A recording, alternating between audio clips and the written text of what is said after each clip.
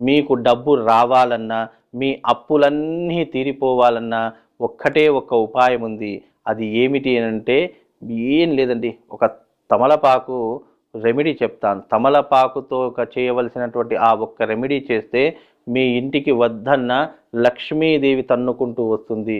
ఇక మీ జీవితంలో డబ్బుకు కొదవ ఉండదు. పెద్దటి తమలపాకు తీసుకొని ఆ తమలపాకు మీద పైన స్వస్తిక్ వెయ్యండి.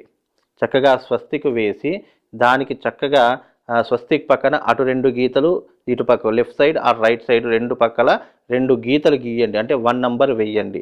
అలాగే వాటి స్వస్తిక్ మధ్యలో 4 చుక్కలు పెట్టండి.